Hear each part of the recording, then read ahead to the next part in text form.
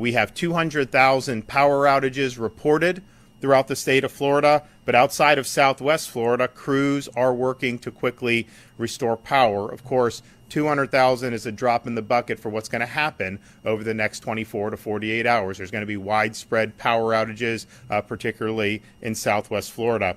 We have over 100 portable cell towers ready to be deployed into the area once it is safe to enter. Once the storm is past and it is safe to go outside, you still need to be cautious. Avoid down power lines, standing water.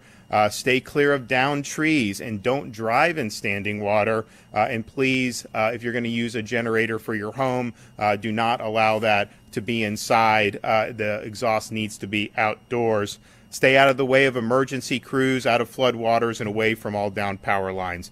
Stay off the roads. There's no need to rush back. You're going to have a massive surge of people that are going to be going in to provide, of course, life safety assistance for those who may have stayed in some of the more hazardous areas. You're also going to have power workers going in. We were just in Lake City. I was thinking we had all these power workers, these line workers from all these different states. I saw them from Texas, Louisiana, all these different places staged. We have a massive, massive mobilization. Their job is to get in there and help to restore services. You're also going to have folks bringing in things like food and water. So there's no need to rush back in. There's going to be a lot going on in the immediate aftermath, and a lot of people's safety depends on that. If you're on the roads, you're putting yourself in danger and limiting the ability of emergency crews to restore power and clean debris. Now, we don't know how much debris is going to be, but there's going to be debris, and that's going to make it very difficult to navigate some of these roads. That's why FDOT's immediate mission is to clear the roadways so that people are able to go in and access that to be able to help deliver services for people. In 2019, we were projected to be hit by Hurricane Dorian, which was a Category 5 storm.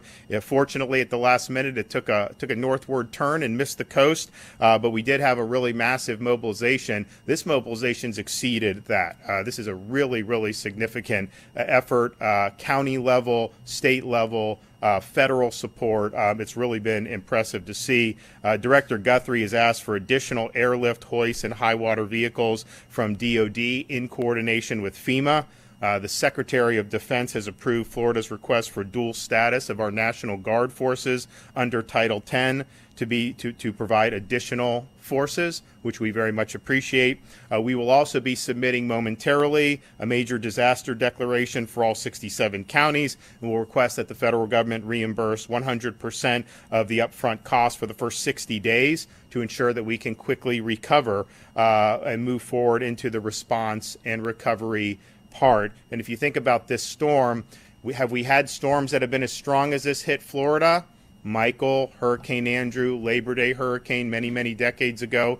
Yes. Have we had big storms that left a lot of water and flooding? We had Irma recently. This is really bringing both to the table. I mean, you're going to have massive amount of power hitting that coastline with really, really strong winds. That is going to do a lot of wind damage, but you also have the storm is so massive, and people are kind of comparing this to the track that Charlie took in 2004, because Charlie was like this, was expected to hit Tampa Bay. It turned and ended up hitting Southwest Florida. Charlie was strong, but it was a fraction of the size of what we're dealing with here with Hurricane Ian. So the effects of this are going to be broad, and we appreciate the Biden administration's consideration for the people of Florida during this time of need. When I was in Lake City, you had massive numbers of linemen, but you have those staged all over the state. There's now over 42,000 linemen and other personnel ready to restore power in 30 different areas across the state. And those linemen and other associated personnel hail from, of course, many from Florida, but from 27 different states. Of course, our Department of Transportation does have 1,200 personnel on standby to perform cut and toss operations, understanding how important it is to get those roadways clear as soon as possible. Supplies will be brought in by plane, boat, and by high water vehicle. Airports in Southwest Florida do have teams behind, and they are going to work to clear those runways as soon as the storm has passed. We appreciate the Florida National Guard's really impressive mobilization of over 5,000 folks, as well as 2,000 additional guardsmen from other states.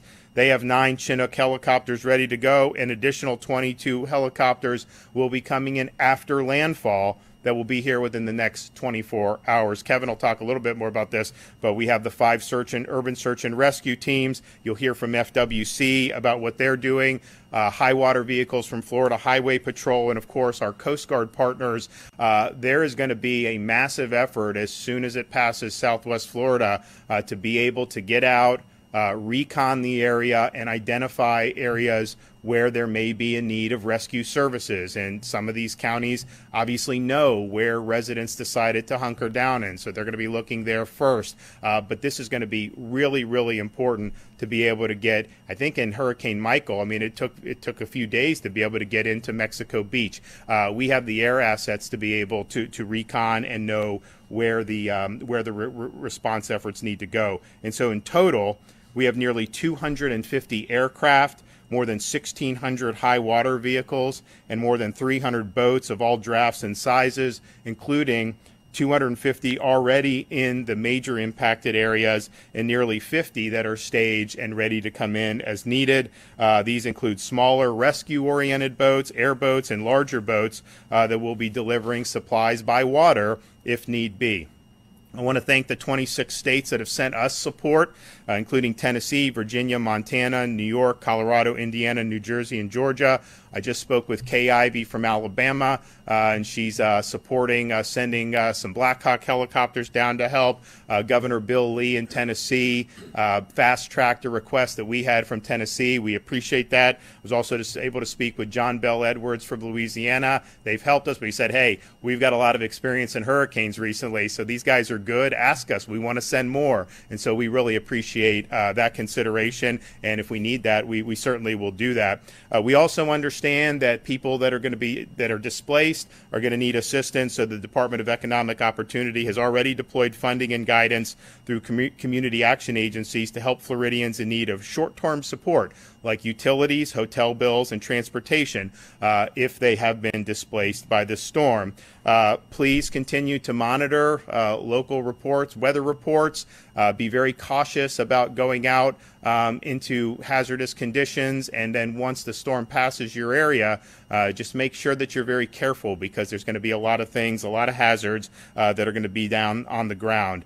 I know there's a lot of people that have reached out. First of all, I want to say thanks. A lot of people have offered thoughts and prayers for the folks that are in the eye of this storm, and that means a lot to us. There's also people that want to be able to do their part, and so I've directed Volunteer Florida to activate the Florida Disaster Fund, where people can donate. It's much better to donate financially rather than sending items. We have everything we need in terms of the immediate response needs, but there will be thousands of Floridians who will need help rebuilding. And to contribute to the disaster fund, you can visit www.floridadisasterfund.org or text disaster to 20222. Again, that's text disaster to 20222. For those who want to come volunteer, we have an official volunteer portal at Volunteer Florida, and that's at www.volunteerflorida.org, www.volunteerflorida.org, and you can look to see of the volunteer opportunities. This is going to be a rough patch here for the rest of today and into tomorrow. But we understand how significant this storm is. Yes, there'll be an immediate response. Yes, there will be things that happen with recovery. Eventually, there won't be much media attention on this as the weeks and months go on. But we understand a storm of this magnitude is going to require an effort over an extended period of time. Those are good folks down in Southwest Florida. They've got really great, thriving communities. This is not anything anyone wants to deal with. It's not something we certainly ask for, but we're going to step up. We're going to be there for folks, and we're going to make sure that folks get back on their feet, and Southwest Florida comes back better than ever.